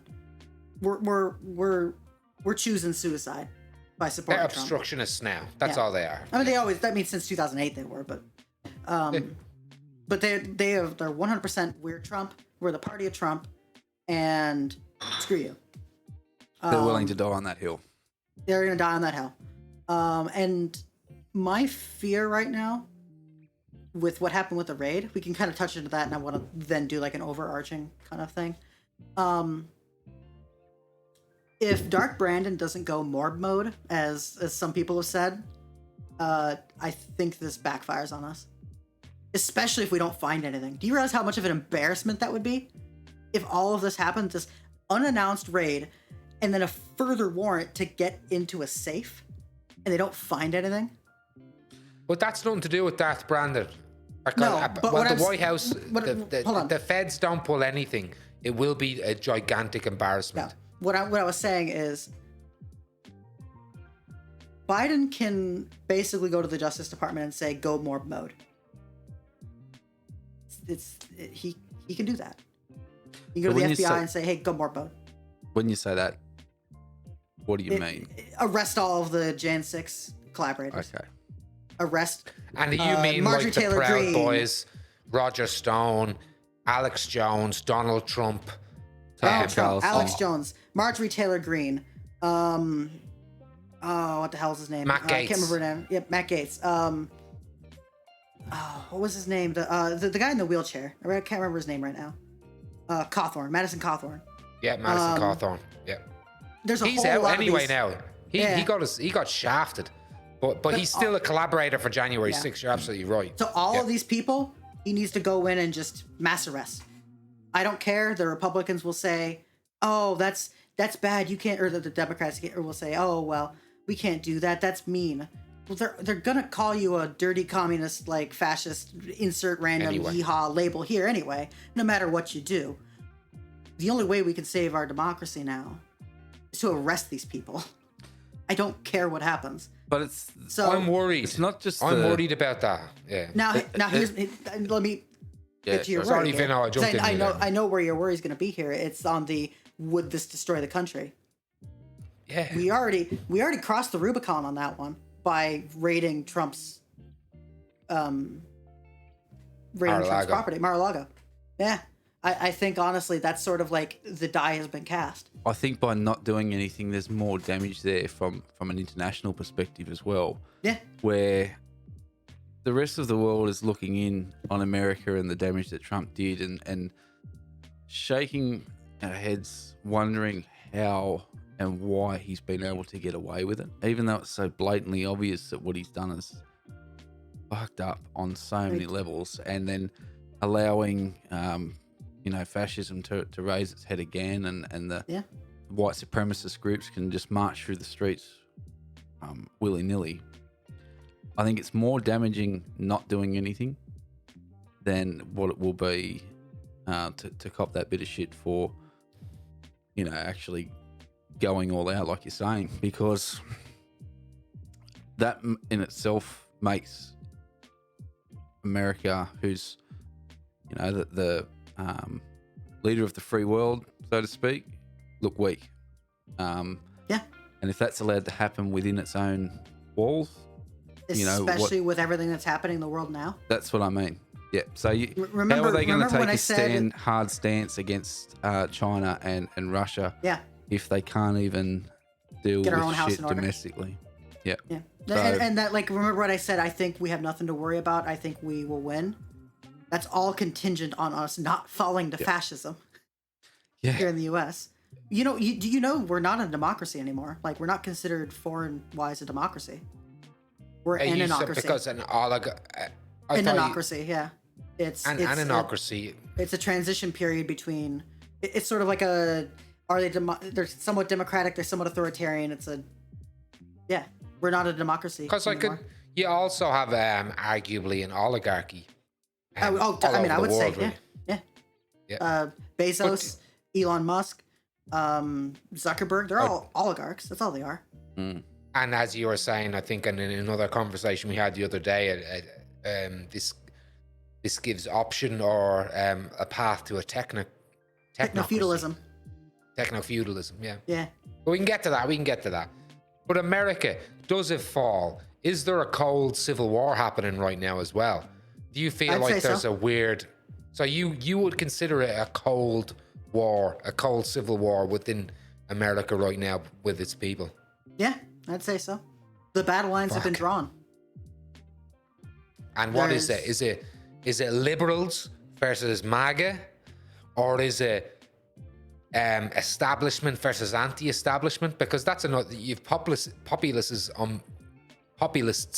I should say, on both sides that generally hate establishment, right? Yeah, it's fascist versus where's the line? Anti-fascist. It's fascist versus anti-fascist. As opposed to... Who are the fascists? MAGA. Just Republicans and MAGA? Republicans. Well, I would even... there are some Republicans who I would consider anti-fascist now. They wouldn't be anti-fa. But the likes of our Romneys, McCain's, Liz Cheney's... Okay, I was being a little give us bit more background hyperbolic. there. Yeah. So... Yeah. I would say those people are just kind of at this point just Republican and they're rhinos. Like I wouldn't consider them part of this, like Liz Cheney and Romney and all that. I'm not considering just for the them listeners in Australia, a rhino is a Republican in name only. Yes. So it's a breakaways from the party. That's what Julia is talking about when she says rhinos. Yeah. Apologies. Keep going. So factoring them out of the equation, I'm not even thinking about them. It's the normal establishment Republicans. They're either fascist at this point or they're okay and complicit with fascism. And that goes down to the voters. If you're voting for a Republican that's not one of these, like, sort of centrist-y kind of, they will work with them and they're actually not psychopathic, you're either a fascist or you're okay with fascism. I'll say that. I will go on record now and say that. I don't care. And if you what vote is for a fascist Republican, about you're okay with fascism. Well, what is fascist like? So do you adhere to the Umberto Eco? Yeah. I think fascism. So, but what are they doing that's currently tipping the scales in their favor? I guess towards fascism. A whole lot of things. It's hard to pin. Yeah, what aren't they? A better question that what aren't they doing? That's Yeah. Like it's scary. There was what the hell is the name of this candidate? He was actually a serious candidate. Nobody laughed him off. He lost his primary, but nobody laughed him off. If this would have happened in 2008, he would have been gone. He was saying that LGBT people need to effectively be rounded up and arrested and executed as reopening the House Un-American Activities Committee and execute literal demagogues. gay people. Yeah. Like, and the fact that was allowed to happen and they weren't immediately discredited and laughed off shows how far we are. Yeah, but it's not that long ago. 2008, you had McCain. When you had those people in the crowd saying, "Oh, Obama is a Muslim and he's not American," and he took the mic from her and is like, "No, ma'am. He's a good American man. We just differ in ideology." And he kept going. Like, that type of Republican always, to me, was like, even as a lefty, because I'm a progressive, I'm not a lefty like a space communist. But what I am, hey, we'll get the space communism. But I respected those, the likes of the Romneys, the McCains and all, because at least they were like, look, sorry lady, we're not going that far, right? Now they have deeply conservative, very, in some cases, tick a lot of fascist boxes. Let's be honest. Yeah, I mean they're neocons, like. They're neoconservatives without a doubt, but they don't make that red line change to fascism. They're kind of libs. They're still libs in a way. You know what I mean? They're liberal, conservative, neoconservative. They're part of the establishment. So they're further working status quo. They're status quo. Yeah. However, they, by virtue of their existence, it's easy to pull them over. Yeah. So absolutely. And they don't hold power anymore in the Republican Party. They don't even exist. They just don't. There's like one neocon in the world left, and they're like in somebody's basement. Like I don't know what Cheney's up to, but I don't know what Dick Cheney's up to. Probably shooting somebody in the face. He's probably shooting his good friend in the face. Well, bird hunting. Well, he came out. I haven't watched that movie though. I want to watch it. Cheney came out recently, didn't he? And spoke out against Trump and all that. I mean, once again, it's a little too They've late. always been against Trump because Trump attacked Trump was very smart in doing this. Actually, he attacked the Bush side of the establishment side of the Republican Party, which a lot of conspiracy theories and wedge voting Republicans hated the Bushes. Yeah, and consider them. The conspiracy theorists consider Bush part of the Bohemian Grove, Illuminati, NWO cult. They throw, if you're a Bush to a lot of Republicans, you may as well be a Clinton. So Donald Trump jumped on that, right? So Trump is the Reagan of his era, in that he usurped the establishment. Because back then you had Gerald Ford and all those kinds of Republicans, and even Nixon. It was what, 76? Yeah, it was like 76. Reagan ran against him to try to take his seat, to usurp a sitting president in the primary, and he lost. Not by much, but he lost. And then he came back in 80 and won it. And he did usurp a sitting president, but a Democratic one. Yeah. And his establishment took over the Republican base. They became the mainstream Republicans. That through Bush, it kind of continued. Then Romney was a little bit of an aberration, a little bit. Just because he was a lot more, like, in hindsight, he's way further to the left than any of the. He's a lib. Romney had Romney Care, which was Obamacare, which was the Affordable Care Act. Yeah. Mitt Romney, really, for all intents and purposes, was a liberal. He could have been he could have been a Joe Manchin Democrat, but he was socially conservative. But again, he separated that from his political life. Like that's very interesting that he was able to split up his personal beliefs and his work that way, right? Yeah. Whereas that doesn't happen in MAGA. Now you have to be wrapped up socially, politically. You're on board, and I think you're right. He is like a Reagan. Trump is a catalyst for a new Republican Party. Yeah. Right? The base has changed. The Republican Party is dead. It is the party of Trump. So the Republicans knew growing up, that's incredible. They don't exist anymore. It's dead. They're either going to eventually split off, form their own thing, join the Yangs, whatever the hell that is, or they'll become dinos, so Democrat in name only, or they'll fade off into obscurity. Or they're maybe in a district that's so strongly Republican that as long as they don't rock the boat too much, they'll keep winning and they can just kind of remain as rhinos. But at the end of the day, I don't think that really matters, because I mean their end state is to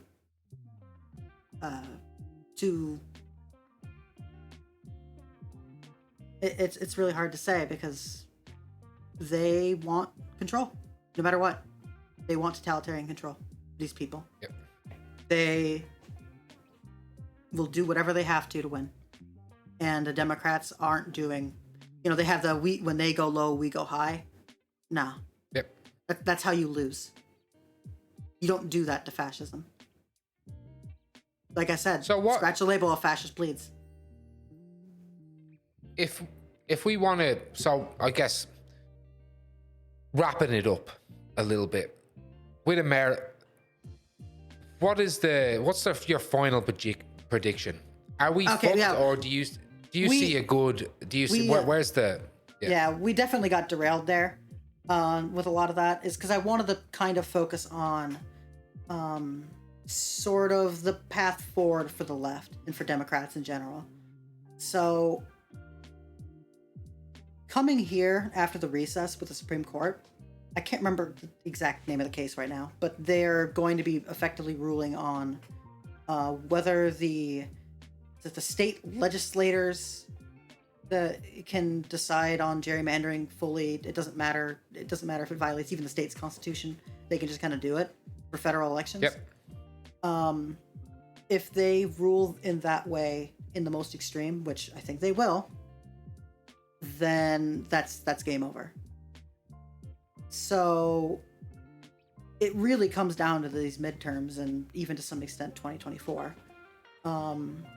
So what happens in these midterms really matters. What we saw in Kansas is a big deal, where if you're kind of keeping up with it, where they were trying to, what was it? It was a little confusing, but it was effectively, do we like Roe v. Wade or do we don't? Are we going to support abortion rights? Or are we going to not support abortion rights? And we overwhelmingly voted to support it. And that's in Kansas. So that shows, and it was like this side election thing. It wasn't something you'd normally get that high of a turnout for, and it got high turnout. So that shows that there is a path forward for the left and for just Democrats in general to win this election. But you think they shot themselves in the foot with abortion? We have been. You mean the Republicans? Yeah, I think they did. I think that allows that is an avenue forward for us to go. But we need to make a few changes. First off, we need to stop having the Democrats fund the campaign ads of far-right candidates. That further pushes the Overton window further. Their shenanigans might win us 2022, but they'll lose us 2024. Because once you get a Republican to sign off on the candidate that wants to kill gay people, they're going to keep voting for the candidate that says they want to kill gay people. Does that make any sense? You're pushing that Overton window further.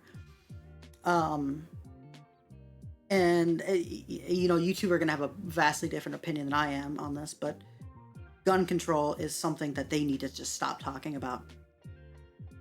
They really do, because it's not a winning issue. It's not a winning issue. I don't care what those polls say.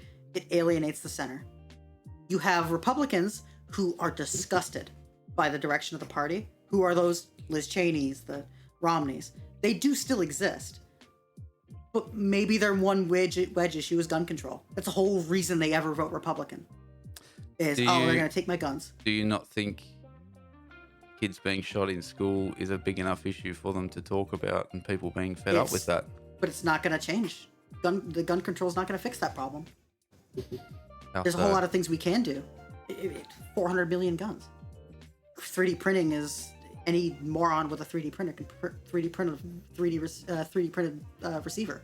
So it's not doing anything better than trying to make a move in a direction.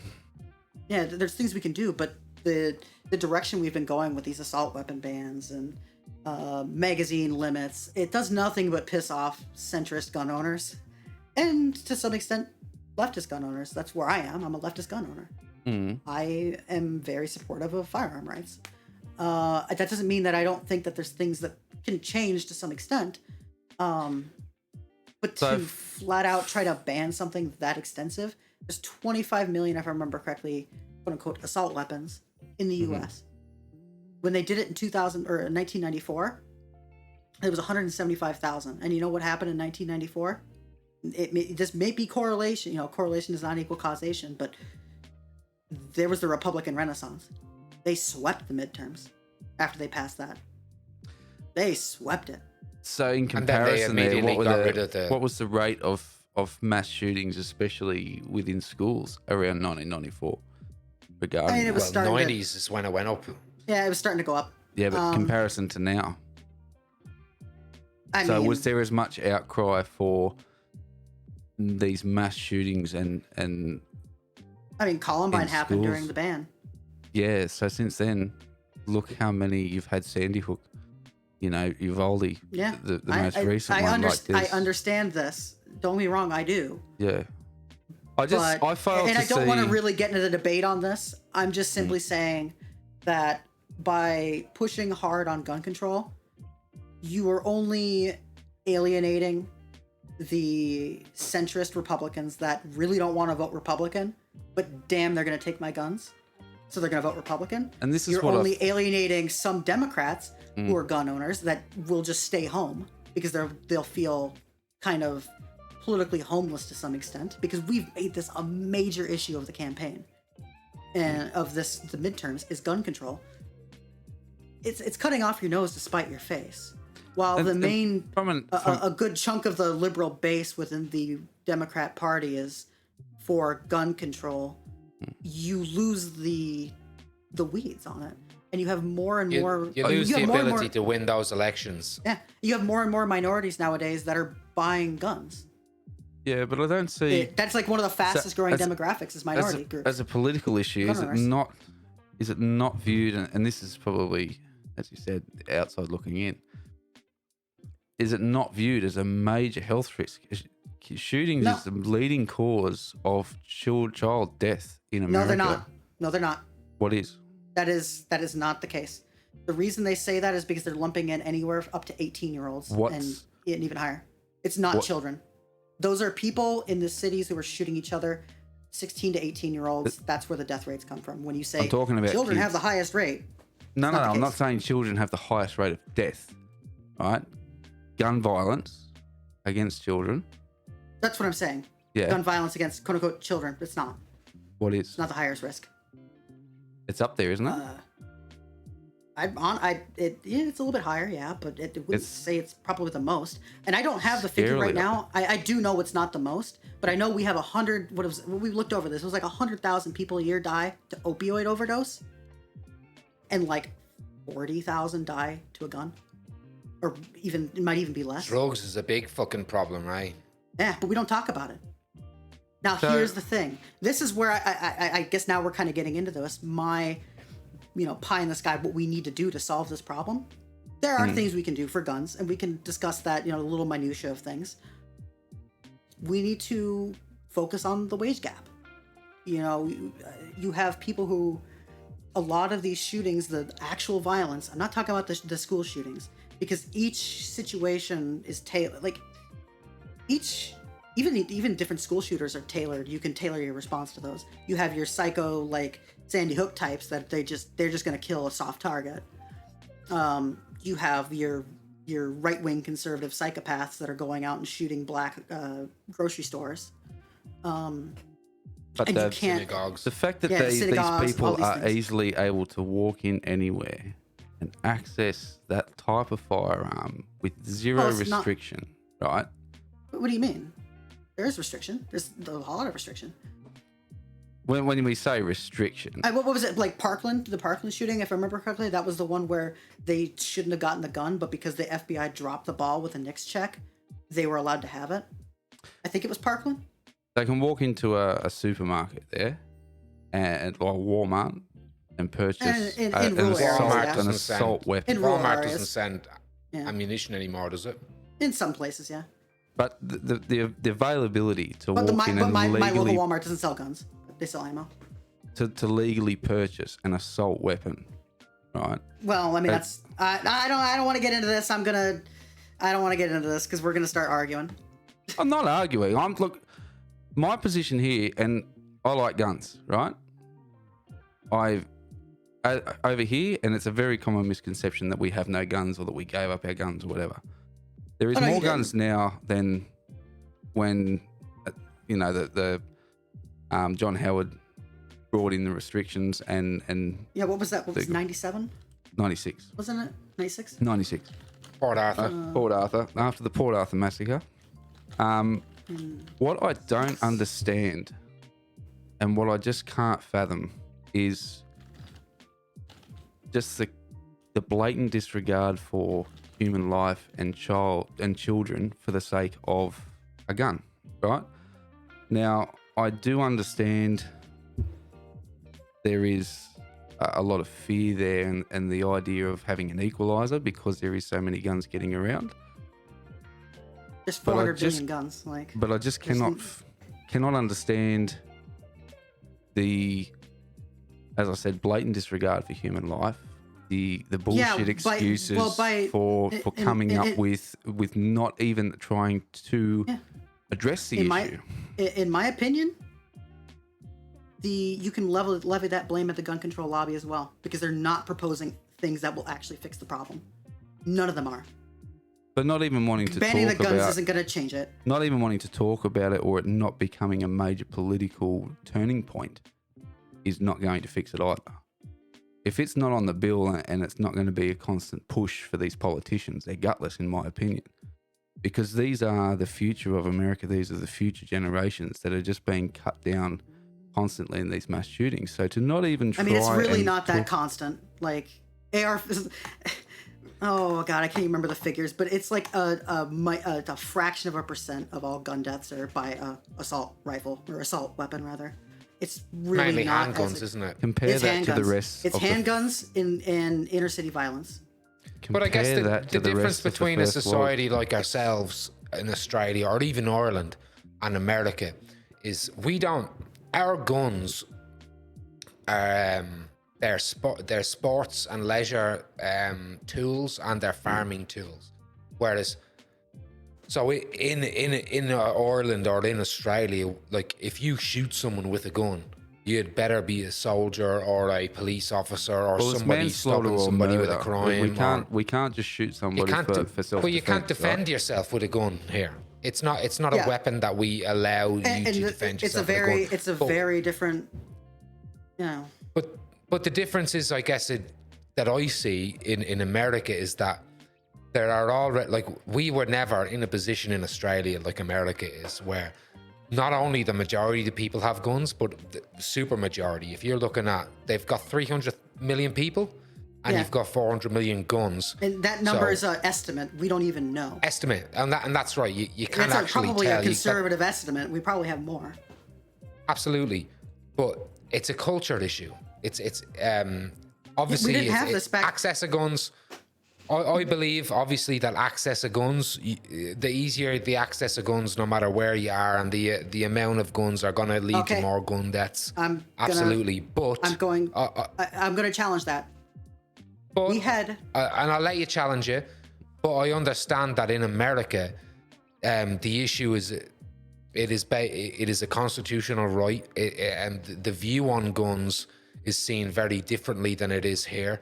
And maybe that's why we were able to curb it, and we were able to ban guns, and we were able to get buybacks. Yeah, but we didn't have the many. That's right, and we didn't have the culture have that of deep aspect anti-government. Yeah, that government. I would disagree with that. It was very much a part of the culture, and the people that did hand over those weapons in '96 weren't necessarily wanting to, but they understood the severity of the situation, and they understood that moving forward. Yeah, that the fact that they even turned them in shows that the culture is different. You would never get that in America. They tried to do that, and this is what the assault weapons ban in America in the 90s. Failing to understand that even the discussion to be raised and prioritizing guns over children's lives or anybody's lives. I just can't understand that from a first world country, especially one that. Well, we spoke briefly before about America policing the world, and that's one major issue that's being looked at across the world now, is the way that they handling things domestically regarding gun control and mass shootings and just the level of gun violence. Okay. Again, I didn't even want to get into this because now we're in it. Now we're in the weeds. Now I have to defend it. So while I'm not like some big like rah, Second Amendment, whatever kind of person, I do support gun rights. I support civilian ownership of firearms because I think that's the only way you prevent anybody from telling you what to do. And it's not to say, oh yeah, we'll just rebel against the government. What could happen? No, I'm not saying that. I'm saying when you have an armed populace, they're harder to control in the aspect of, should I try it? No, I might get shot. It doesn't make any sense. And anyway, I wanted to challenge the point you were making about, what was it? What was the point you were making, Davey? About the disregard for... Oh, Dave. Is that statistics about having a gun in your home? No. It was, what the hell was it about? I don't remember. Culture? No, I don't remember. It wasn't part of the culture. At the end of the day, what I want to say about it is, again, it's a losing issue within America at the moment. It will pull votes away from the Democrats. We need to not push that button. That's what happened with Beto, I guess, in Texas. Texas nearly turned blue. You could have got that Texas seat. Beto O'Rourke was just the worst person to push forward. Like, I like Beto, and I do, again, like, because we're looking at this from a liberal,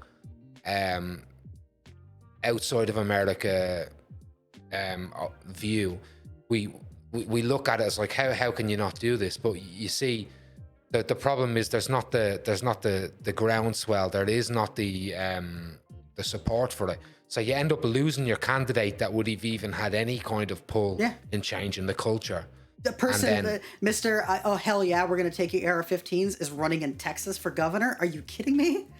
No. Well, I don't think he ended up a Republican, then ended up winning. Discussion about taking away the AR-15s or taking away the guns, and more so about regulating them and making sure. Said. No, as a whole, right? Is the argument? It's about that. It's about that. About taking guns, or just becoming more common sense in regards to licensing, with registrations, those sorts of things that can drastically reduce the amount of gun violence. It won't, though. It's proven to work in every other country apart from America. Every other country that doesn't have 400 million guns. I don't think the number. I don't think the number there. Without even trying to say that it's not going to work. And find a gun in America. But you can pull guns out of the water. And I think this is, to just flat out say it's not going to work without even trying. You're failing. What I'm trying to explain here. They don't want to even try. Oh, I remember what I was going to challenge here. The more access we actually had to guns in the past, the less gun crime we had. Back during the 40s, 50s, 60s, you could just go and mail order a gun. It was only from the 60s to 70s onward when you started to see more gun violence rise in America. And you also saw that in like the 1910s, 20s, 30s with the wave of immigration. Like the discrimination against like the Italians and Irish people. During that era of time is when you also saw a rise in gun violence. Poverty. Yeah, poverty. Poverty is what does it. Poverty and neglecting your population. The ways you can solve gun violence, at least to some extent, you're never going to cure the issue. The moment there's guns, there's going to be gun violence. Same as if there's fertilizer, there's going to be fertilizer bombs. The same reason if there's trucks, you're going to have people running over people. It's a tool. You're not going to fix that problem. However, you can deal with the underlying causes of it. If you don't deal with the underlying causes with it, they'll just use something else. Okay, so the underlying cause being the mentality behind having guns is that everybody needs to have one to feel safe. If you remove that mentality, then you're not going to have that violence, are you? Well, it used to not be that way. It used to be the case of but it is we now. had we had a good culture of gun ownership where people took it seriously. They don't take it seriously anymore. But on top of that, it's not even just a culture underlying issue. That's very simplistic to say. There's a whole lot of things that are causing these problems. There's a whole lot of things you can do to fix this problem. Banning guns or trying to strictly regulate them isn't going to do it. The guns are already there. You can buy a 3D printer and make a gun. What you can do to fix this single-payer healthcare system, focusing on the wage gap. So how much is a 3D printer? Just 3D printer in comparison to a gun? Which one's cheaper at the moment over there? 3D printer. For a good one to be able to print a firearm and then be able to use that and then buy the firearm. $300. $300.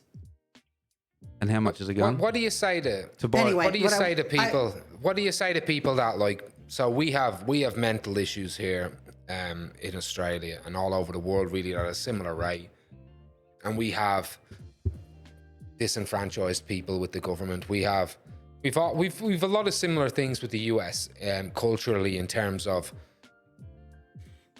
healthcare systems that aren't up to scratch. Yeah. You know, similar poverty, jobless levels and stuff.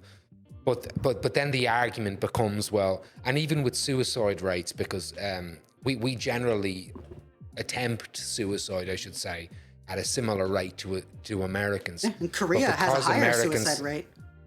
Yeah, but again, because of the access of the, I don't want to say success rate, but the ability to. Oh, I mean, yeah, it's an easy off and on switch. Like exactly, it's easier to succeed in going through that when you have those tools. And I think Americans, and this is my opinion, and I might be wrong, I think Americans generally are willing to accept that because they believe culturally that that's an allowable risk, because they believe that if it happens, that one day they will need to take up arms against somebody. Yeah, whether it is government, home defense, taking arms, it's political soft power. There's a whole lot of things that go into it. What I've been trying to say, what things we can do to fix this problem, because don't get me wrong, we need to fix this problem, and I'm not going to be just harden the schools and put it. I'm not going to be like that. But you don't believe that we should have one entrance and exit into a school? No. No. I do think there is Trump a little bit. Said that. I do think there is a tiny bit of merit to it if you have one major entrance and like exits that you can actually get out, but you can't get in from the outside. You could maybe. There becomes an issue when it comes to fire safety and stuff like that as well, though, right? Well, would it really? Which are more likely to happen. If you had like 10 exits and only one entrance, so like doors that can't be opened from the outside. You know, fire doors, yeah, like that's fine. So anyway, getting distracted here, getting pulled in like spaz cat brain here, catgirl brain. Things we can do to fix this problem, because we do have to fix this problem. I agree. Single payer healthcare system. We need to not means test our welfare system like crazy, to where you have people who aren't even getting married who normally would get married because they would suddenly make too much money. You have, I have to kind of give it a little bit to the Republicans. There is a broken family system because there isn't enough resources towards people to be able to properly have a family nowadays. It's too and expensive. Enough safety net, right? Yeah, there's not a safety net in case those families fail. There's no safety net in America. No, there's we have here. No, there's nothing. And even here, we could do a lot better when it comes to broken homes and helping both sides of that. So we have both sides of that. We have broken homes that need fixing, and it's not we need a strong man and no, none of that conservative dumb brain stuff. We need to empower the family to be able to succeed, and we're not. It's not tenable to have a single mother working 2 full-time jobs to raise a child in an inner city where are they gonna do? What are they gonna do? They're gonna fall to crime because that's what pays the bills. People don't want to be criminals. They become criminals because they have to. In a lot of, you have the edge cases. Okay, well, Jeffrey Dahmer, whatever. Not considering those psychopaths. You're talking about majority of crime, people that are stealing and robbing people's houses and end the drug war. Yeah, drugs are bad. Drug wars. It's antithetical to stopping drugs, right? I think we were talking about this before the other day. Even with sex work, it's like if you want to stop sex work, you have to decriminalize it because, like, how did they get out of that loop? When they have a criminal record for being a sex worker, they don't get a new job. They can't get out of it. Same with so the way our for-profit prison system is also a problem, where we're basically allowing our generations of people to be effectively destitute, because once you get out of prison, that's it. You're not. It's very hard to get out of that cycle of poverty. You have the recidivism rate's way too damn high. We treat prison not as a way to rehabilitate, but as a way to punish. And when they get out, they have nothing. That's another thing. So ending the drug war. And honestly, it's kind of a bit of a meme. Legalize weed. That's one thing we could even do to like start pushing to try to win in the U.S. for the Democrats. That'd be a major winning issue if they could pass legal marijuana. 70% of the country wants legal weed. Almost, I think it's every demographic is more in favor of weed legalization than not. Even the Republicans want it. Even the Republicans want it. So if you use that money... I think Joe has a problem with that. I think Joe has a problem with that, obviously, because of Hunter. Yeah. And he believes it to be a sort of what would you call it? Like the gateway drug. And, a gateway drug. And the fact that it's illegal is the reason it's a gateway drug to begin with. That's right. Because there's no legal method towards doing so. So legalize weed, decriminalize all drugs, end the drug war. And what they need to do then is take that money from taxes and direct it at low-income houses, or low-income neighborhoods and cities. Targeted reparations towards these communities, these predominantly black communities that have been redlined to hell and effectively left and forgotten. And that's where the crime is, because they have no opportunity. People, like I said, don't people don't want to say, "Oh, look at these black communities committing all this crime." But when you look at it, it's literally attributed to poverty. Yeah. And intergenerational poverty that you can attribute, really, like you were saying, back to slavery. What was it? There was the Oakland Ceasefire. If I can even spell. Yeah, Oakland Ceasefire. That's one thing that people need to start looking up. It is a thing that we could do right now to try and lessen gun violence in America. Let me just kind of pull up a snippet for it so I'm like quoting it correctly. Oh my God. I don't want to subscribe to you, San Francisco Chronicle. I hate I hate the Washington Post democracy dies in darkness while they have a I hate that when you click in to see a news article and they make you pay. Yeah. Stop it. There we go. So, Oakland Ceasefire is a collaborative strategy among law enforcement, local clergy, and community organizations to bring down violent crime rates in the city. Has been credited with reducing gun violence since it started in 2013. But the program was hamstrung by the pandemic, and Oakland's homicide rates climbed. Which, it's a pandemic. It's a once in a century issue. So, let's see here. I just want to make sure I'm getting this right. You know what I mean?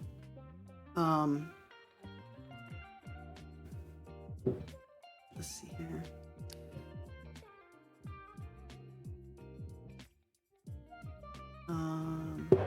O-Town. MC Hammer runs Oakland, by the way, everybody out there. If you want to fuck him. Red Man, Method Man of the Wu-Tang Clan found out the hard way. You don't mess with fucking MC Hammer. MC Hammer is MC Cock the Hammer. Just so y'all know. But like either way, we can get that info. Anyway, look, we'll wrap it up, everybody. U.S. domestic, obviously, the reason why the world cares. The reason why the world cares is we are very much downstream from America. And the rhetoric that comes from America usually comes to us. Like we were talking geopolitically, wars, we join yous, we're with yous, and it's the same with whether it's guns or just American ideology and fucking beers in general. All right. So I guess that's why the world kind of has that vested interest in America that way. And I definitely get it. But what do you think that, just to finish this off, I guess to put a little cherry on the cupcake, you put cherries on cupcakes, whatever it is, cherry on the ice cream. The icing on the cake. The icing on the cake. Frosting. Are we black pilled? Are we doomer pilled now? Or do you think worldwide there's some good shit? How would you end it? Really depends. Like I think I even told you before in past conversations, it's utopia or bust. This next decade is going to be the most important decade of our entire lives.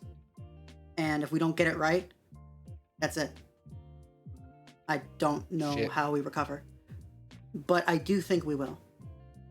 As long as we can do the right things, we can win. And it's all about whether or not we have the will and drive to do so. And I was kind of, we really got sidelined with the gun stuff, and I really didn't want to touch on that too much.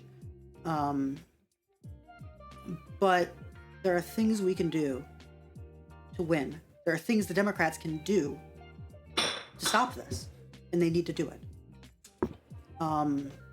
There is a lot of promise with what we saw in Kansas that we could win in the midterms. There is that chance.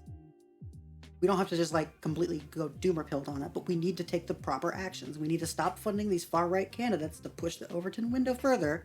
We need to shut up about gun control. We need to, I don't know, legalize weed. That might be one good thing to do. Start actually embracing the working class. Because at the end of the day, people are going to vote with their dollar, with their how they're feeling economically.